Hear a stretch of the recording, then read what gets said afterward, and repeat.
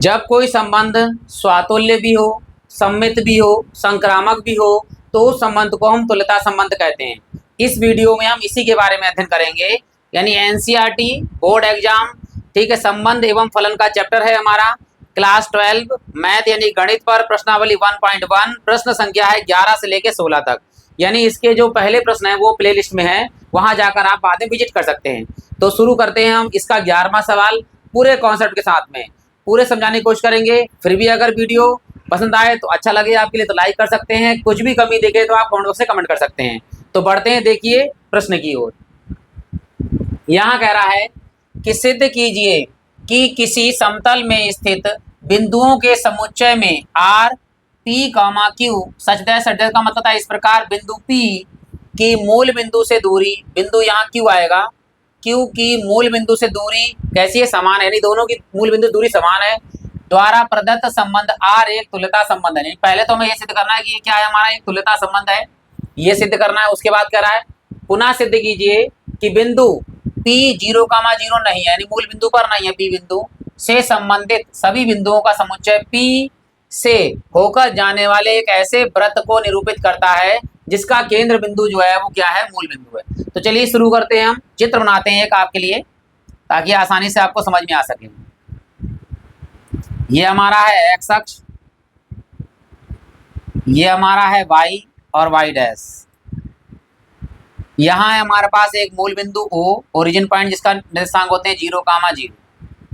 एक बिंदु यहाँ मान लिया हमने P है, जिसकी यहाँ से दूरी जो है वो क्या है वो, और एक बिंदु यहाँ हमने लिया Q, इसकी दूरी जो है वो बराबर है, ये P है हमारा, ये Q है, इन दोनों के बीच की दूरी है, यहाँ से दूर की दूरी, ये बीच की दूरी बराबर है, ये दिया हुआ है। इसके साथ तीसरा बिंदु हमें और लेना पड़ता है, क्योंकि वो जब हम संक्रामक सिद्ध करते हैं तो वहाँ 3 बिंदु चाहिए होते हैं। एक बिंदु हमने अपनी तरफ से और ले लिया, ये वाला बिंदु मान लीजिए, ये हमने ले लिया यहाँ पर R, जिसकी दूरी भी यानी O से P की दूरी, O से Q की दूरी और O से R की दूरी कैसी आपस में बराबर है। तो चलिए पहले सिद्ध करते हैं, जो दिया है पहले वो लिख देते हैं, उसके बाद में सिद्ध करते हैं। देखिए पहले कह रहा है जो समुच्चय दिया है, मान लिया संबंध है R रिलेशन, वो कह रहा है P comma Q such that का मतलब इस प्रकार है कि बिंदु P की मूल बिंदु से दूरी कॉमा बिंदु Q की मूल बिंदु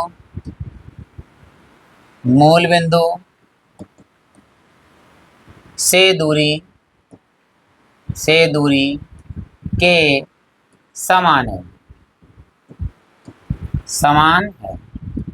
अर्थात हम कह सकते हैं कि इन्होंने कहा है मूल बिंदु माना हमने क्या O, तो OP बराबर क्या दिया है OQ, ये हमें दे रखा है, तो पहले नंबर पर आता है हमारा स्वातुल्य। देखिए स्वातुल्य का मतलब होता है स्वयं का स्वयं से, यानी स्वयं की मेरी लंबाई जो है वो मेरे बराबर होगी नहीं होगी, इसी प्रकार यहाँ OP के बीच की दूरी OP के बराबर होगी नहीं होगी, यानी यहाँ OP बराबर OP, यानी OP के बीच की दूरी जो है वो OP के बराबर होगी, या अर्थात हम कह सकते हैं क्या कि OP का जो संबंध है, रिलेशन है, वो OP से ही होगा। OP का संबंध किससे होगा, OP से ही होगा, यानी OP रिलेटेड टू OP, यानी OP का संबंध OP से है, इसलिए यह संबंध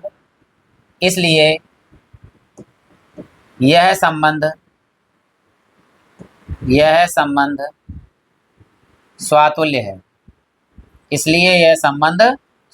है, है। यानी स्वातुल्य तो हमारा हो गया। दूसरे नंबर पर आता है सममित। देखिए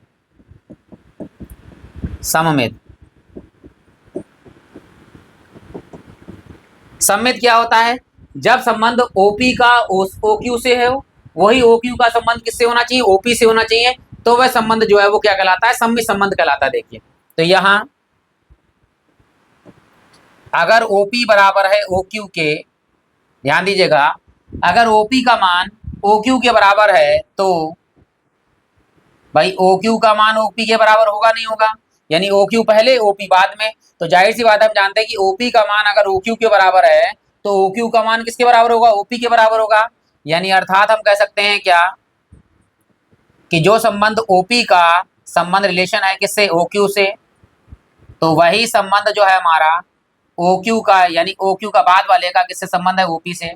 यानी ओपी का संबंध ओक्यू से है, ओक्यू का संबंध ओपी से है, इसलिए यह संबंध क्या है, सममित है। इसलिए यह संबंध क्या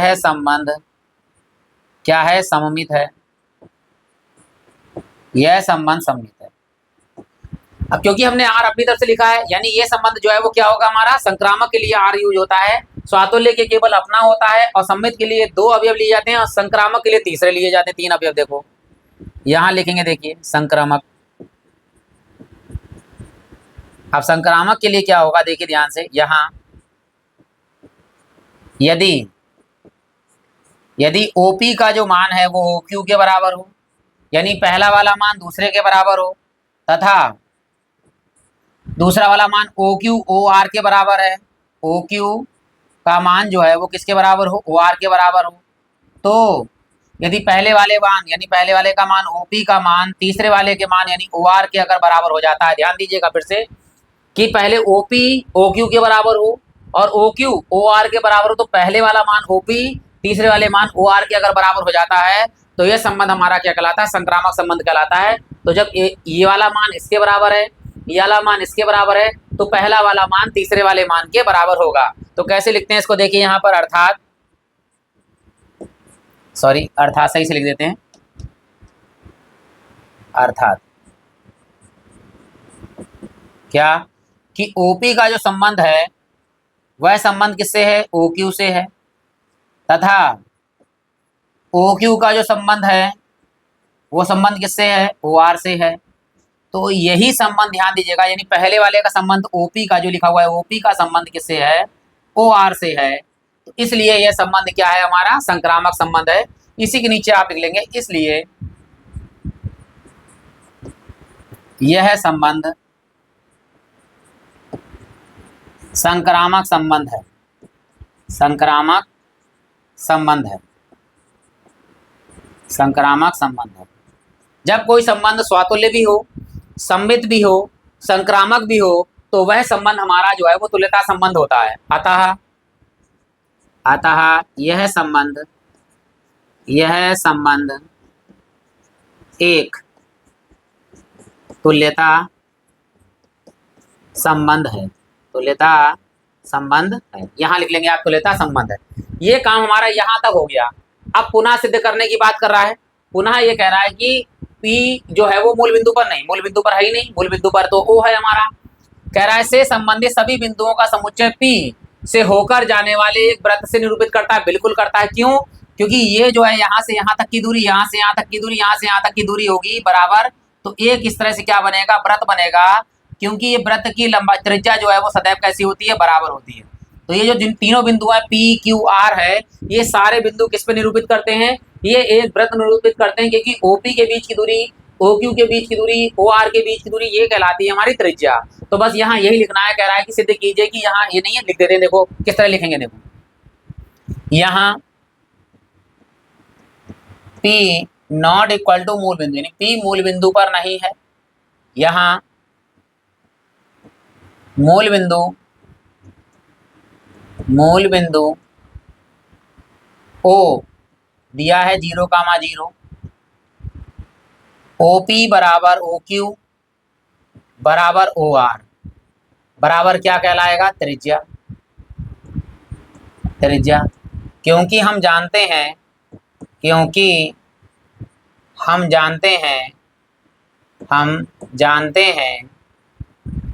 कि एक वृत्त की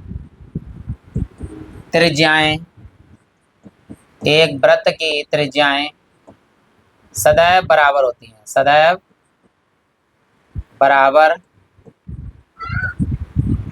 होती हैं।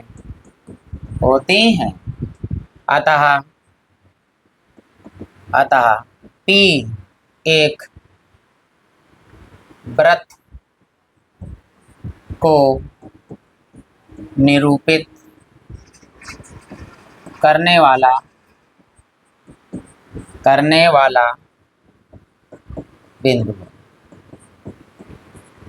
जो P है वो एक किसको निरूपित कर रहा है, एक वृत्त को निरूपित करता है जो किस पर स्थित है, एक परिधि पर स्थित है। ये भी लिख सकते हैं जो कि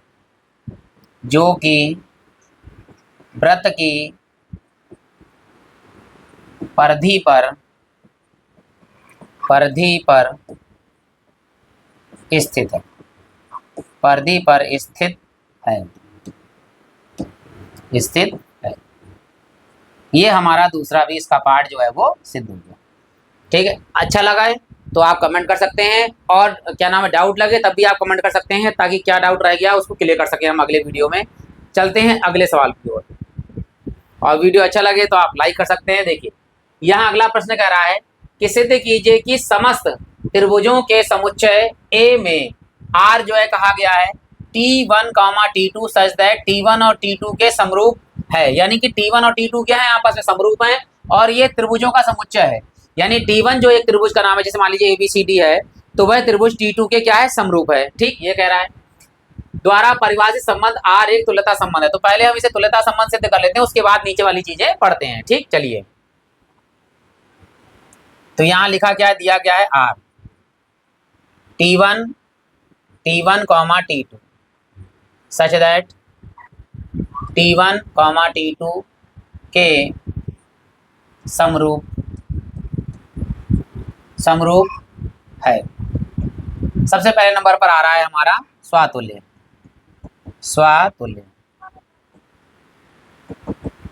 समरूप का मतलब होता है एक जैसे दिखने वाले, यानी एक अगर हमने ए लिखा है, ये किसके, ए के क्या है, समरूप है, दोनों आपस में समरूप हैं। तो इसी प्रकार अगर सीधे सामने खड़ा हो जाऊं तो मैं तो नजर आऊंगा, तो मैं अपने आप के स्वरूप हूंगा। यानी कि कह सकते हैं यहाँ T1 जो है उसका संबंध किससे है, T1 से। यानी T1 अपने स्वरूप है या नहीं है, समरूप है या नहीं है, यानी अपने जैसे नजर आएगा। तो T1 का संबंध किससे है, T1 से है। इसलिए यह संबंध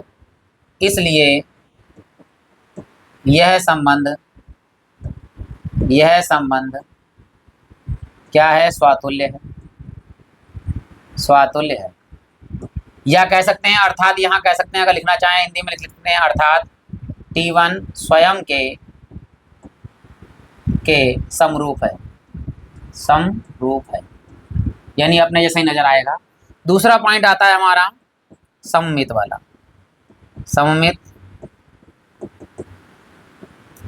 T1, T2 के तथा T2, T1 के समरूप है।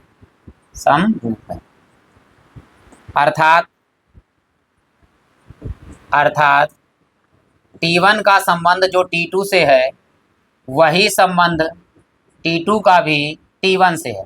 यानी अगर कोई T1 T2 के समरूप है, यानी पहला वाला मान दूसरे वाले के मान के समरूप है, तो दूसरा वाला मान भी पहले वाले के मान के समरूप होगा।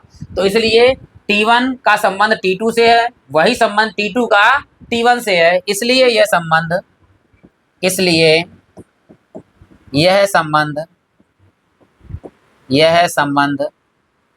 क्या है, सममित है। इसलिए यह संबंध क्या है, सममित है।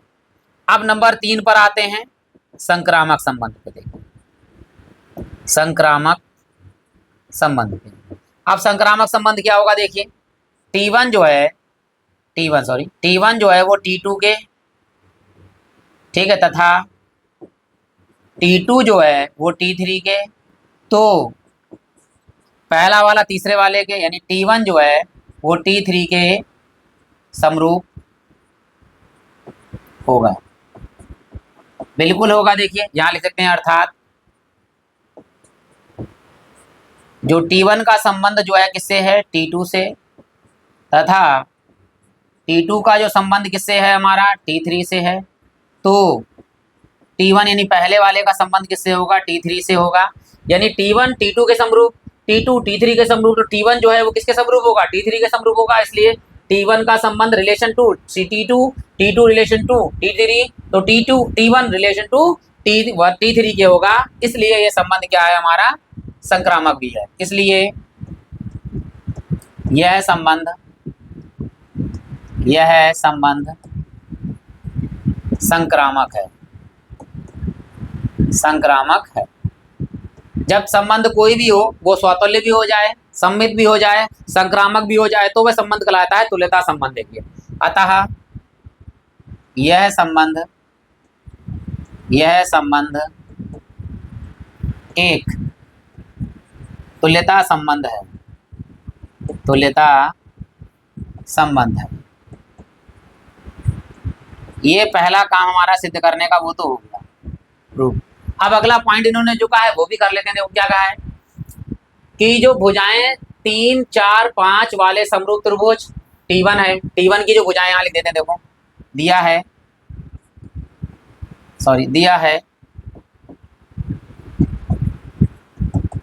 T1 की जो भुजाएं, T1 की भुजाएं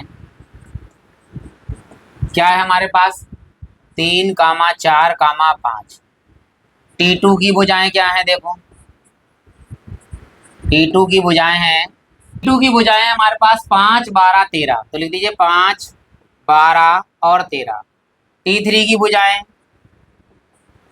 3 की भुजाएं क्या है, T3 की भुजाएं ये है हमारे पास 6, 8, 10, 6, 8, 10।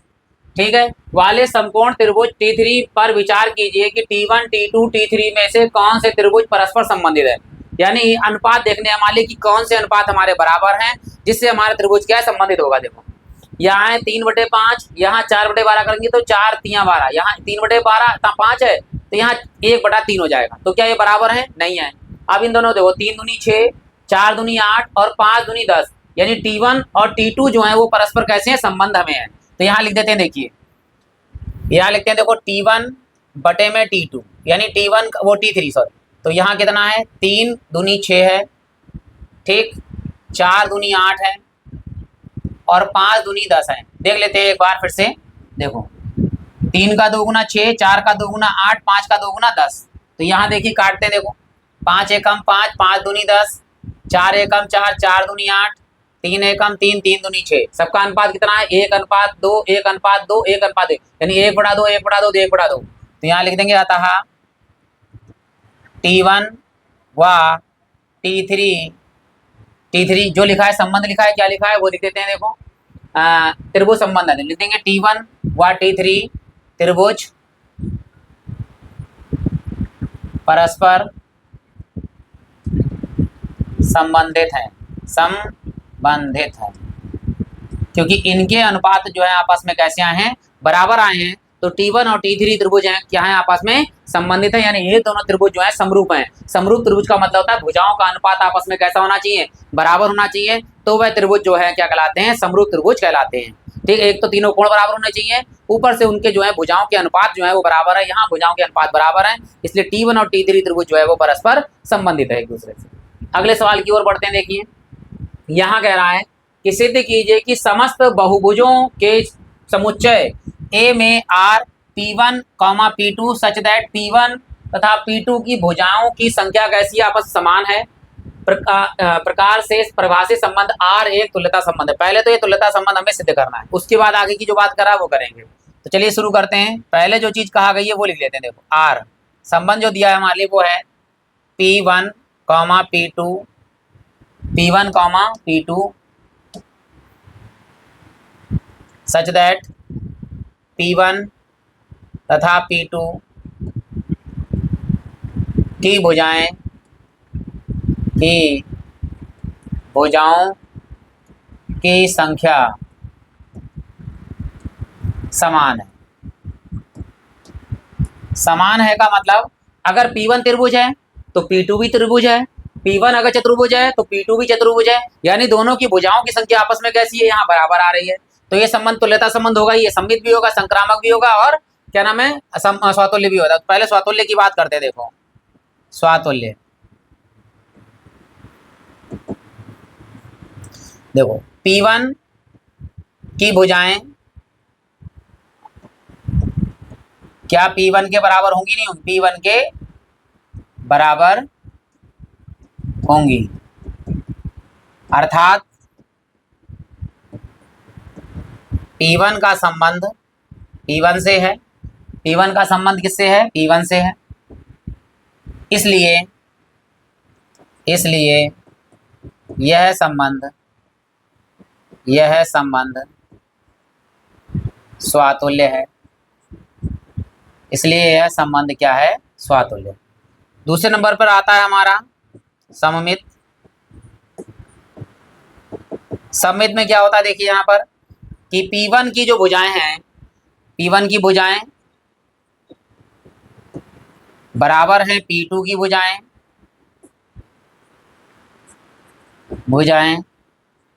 तो P2 की भुजाएं जो हैं वो क्या P1 के बराबर होंगी? नहीं होंगे, P1 के बराबर भी होंगी।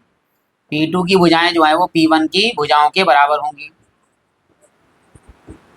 ठीक, अर्थात लिख सकते हैं, अर्थात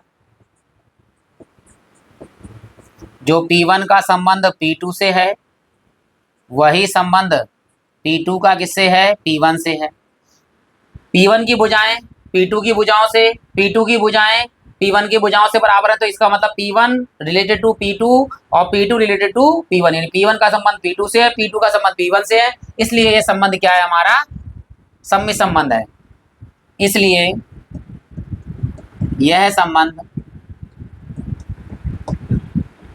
क्या है? सम्मित है। अब पहुंचते हैं तीसरे नंबर पर, संक्रामक पर। संक्रामक, इसमें क्या होगा देखिए, P1 की भुजाएं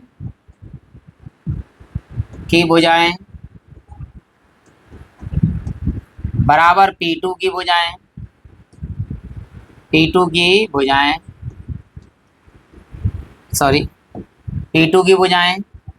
और P2 की भुजाएं तथा लिख सकते हैं, तथा P2 की भुजाएं किसके बराबर होंगी? P3 की भुजाएं।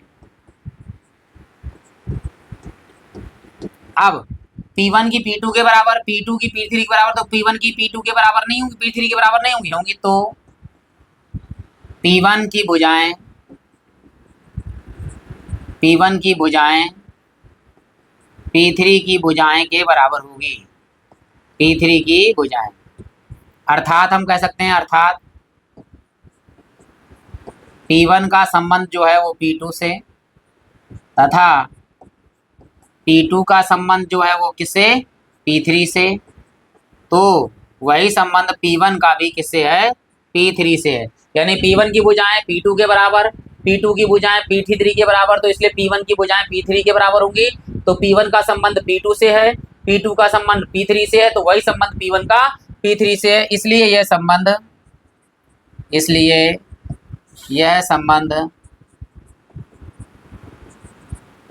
क्या है? संक्रामक है।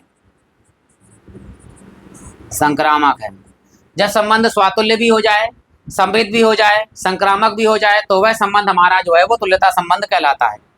अतः यह संबंध एक तुल्यता संबंध है। तुल्यता संबंध है। जब सम्मित भी हो गया, ये देख लीजिए, स्वातुल्य भी हो गया, संक्रामक भी हो गया, ये हो गया तुल्यता संबंध। अब बढ़ते देखिए अगले प्रश्न की ओर। अगला प्रश्न है हमारे पास कि मान लीजिए कि XY तल में स्थित समस्त रेखाओं का समुच्चय, यानी XY तल है एक, उसमें समस्त रेखाओं का समुच्चय L है और L1 और L2 है क्या? चलो हाँ, L1 और L2 होगा। यहाँ पर L1 कर दीजिए, यहाँ L2 में है। तो संबंध जो दिया हुआ है वो लिख देते हैं। पहले देखिए क्या कह रहा है, R जो संबंध है हमारा L1, L2 such that L1 जो है वो समांतर है किसके? L2 के। यानी L1 जो रेखा है, मान लीजिए वो किसके समांतर है? L2 के समांतर है। तो यहाँ देखिए, ये हमने रेखा लिखी L1, ये रेखा हो गई, और दूसरी रेखा हो गई हमारी ये L2 हो गई, और तीसरी हमें और लेनी पड़ेगी क्योंकि संक्रामक भी सिद्ध करना पड़ेगा L2।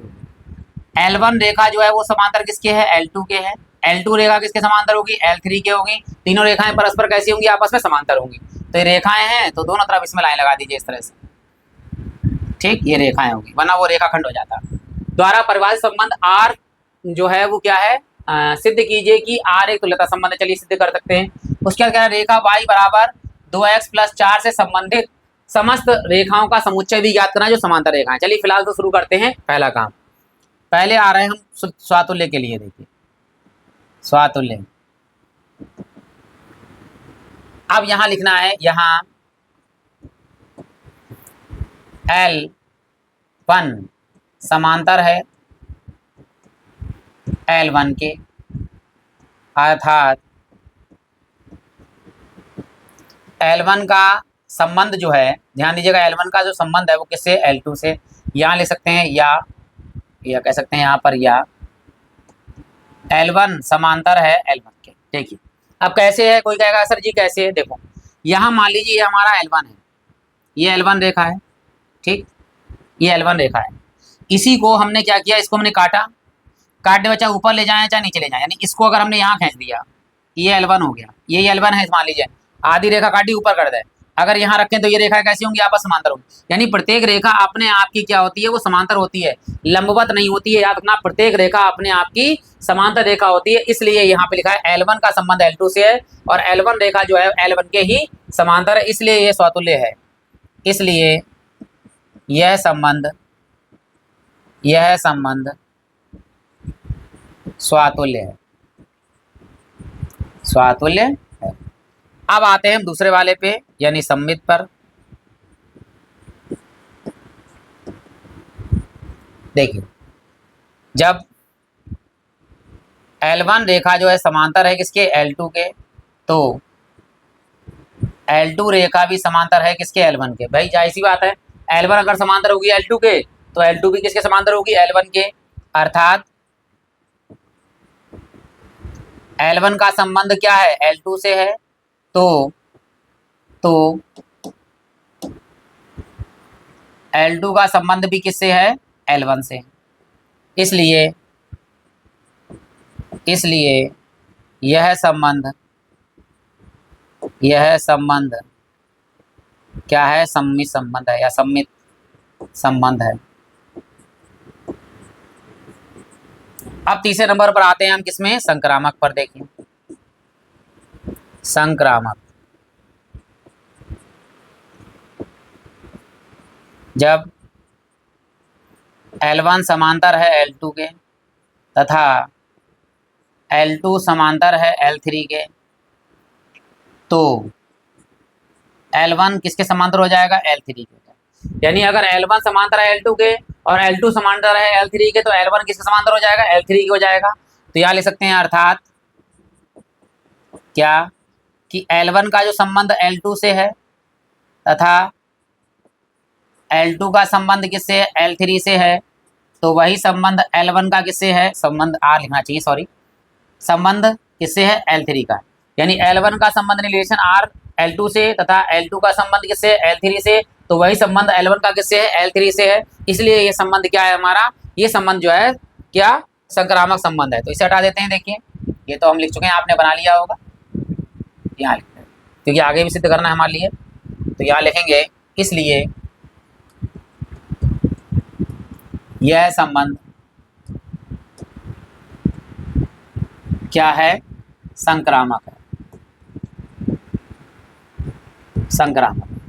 अतः अब जब संबंध स्वातुल्य भी हो जाए, सम्मित भी हो जाए, संक्रामक भी हो जाए, तो वह संबंध क्या कहलाता है, तुल्यता संबंध कहलाता है। अतः यह संबंध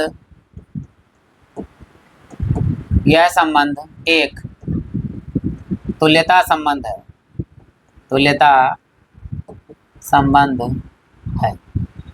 अब ये तो हमने सिद्ध कर दिया। अब आगे नंबर पर आते हैं, आगे क्या कह रहा है, देखिए यहाँ कह रहा है कि रेखा y बराबर हमें दे रखी है, रेखा है y बराबर 2x + 4 से संबंधित समस्त रेखाओं का समुच्चय ज्ञात करना। नहीं, इस रेखा के समांतर रेखा चाहिए हमारे लिए, क्या चाहिए, समांतर रेखाएं चाहिए। याद रखना, समांतर रेखा चाहिए। समांतर रेखा का नियम क्या होता है कि A1/A2 बराबर B1/B2 बराबर नहीं होना चाहिए C1/C2 के, यानी C1/C2 के बराबर नहीं होना चाहिए। अर्थात ये दोनों तो अनुपात बराबर हो, लेकिन तीसरा वाला अनुपात बराबर नहीं होना चाहिए।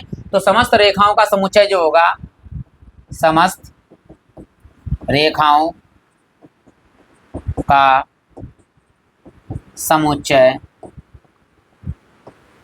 जो समांतर हो, ऐसी हो समांतर हो, तो वह रेखा होगी y बराबर 2x प्लस के, y बराबर 2x प्लस के। ठीक है, क्या होगी y बराबर 2x प्लस के, सॉरी 2x प्लस के, ये होगी जहां